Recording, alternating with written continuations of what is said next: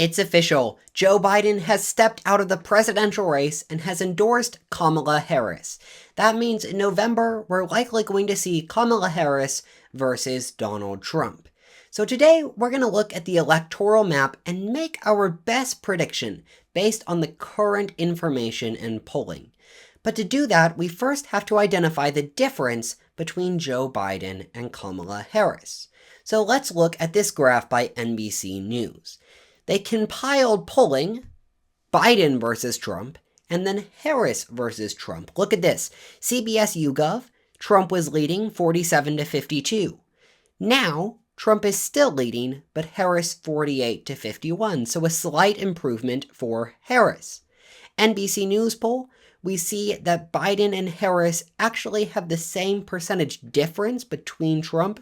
They're both down by 2%, even though the numbers have increased. Fox News, we see a tied race, and this NPR PBS poll, we see that Harris actually is a slight downgrade from Joe Biden. So what we see in all these polls is that these two candidates are very close. It's a close race. The only difference here between Biden and Harris is that Biden was on a downward trajectory, and now Harris is on an upward trajectory. We're about to see Democrats coalesce around Kamala, and then we're going to have a convention. Usually that boosts the nominee by a few percentage points, so Harris will likely go up, but not by much, because we're still in a tight race in a very partisan moment in a very partisan nation. So knowing that, now we can go to our electoral map. This is 270 to win, and I'm starting with their 2024 consensus. So you see many states across the board already filled in. Those are states where there's some degree of certainty about which way they will go. The first state that is not in the consensus map is Nevada.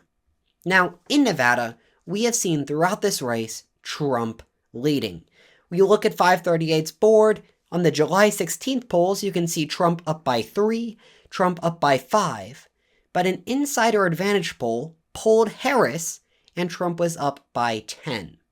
The reality here is, whether you're Biden or Harris, both candidates fare poorly against Trump in Nevada. Really, Trump is winning here. So for that reason, on the 270 map, we are going to turn Nevada red. And now we go to Arizona. Now, when we look back throughout this race, at 538's graph, we see that Trump has maintained a steady lead, between 3 and 5 percentage points, depending on the time. And that's enough difference, up to 5 percentage points difference, that it's unlikely that Harris can overcome that gap. So I'm also going to put Arizona to President Trump. Now, this is where things get a little interesting.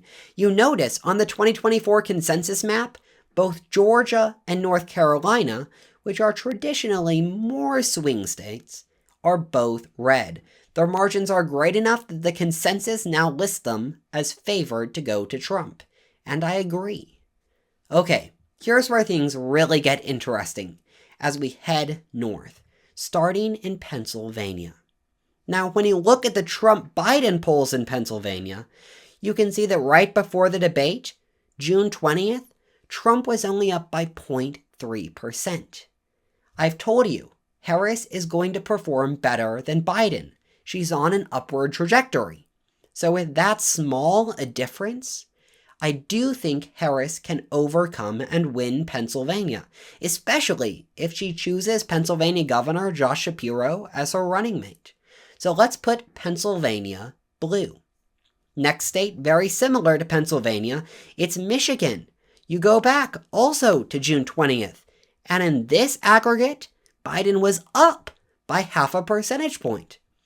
Also, with the support of Governor Gretchen Whitmer, I think Michigan can be won by Kamala Harris. And finally, Wisconsin. It's another similar situation. June 20th, Biden was up by 0.5 percentage point.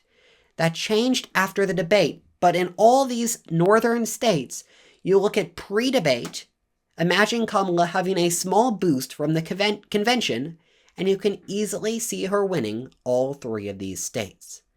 Now, what happens if Kamala Harris wins Pennsylvania, Michigan, and Wisconsin, something that is very probable and even likely. Well, Democrats win. In this scenario, Kamala Harris would win with 270 electoral votes. That right there is an incredibly close election.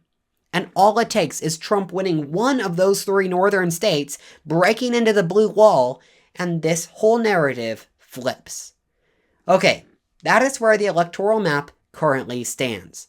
But as you can see, it is very, very close. So make sure you're subscribed, because the next few months will determine which direction this race goes.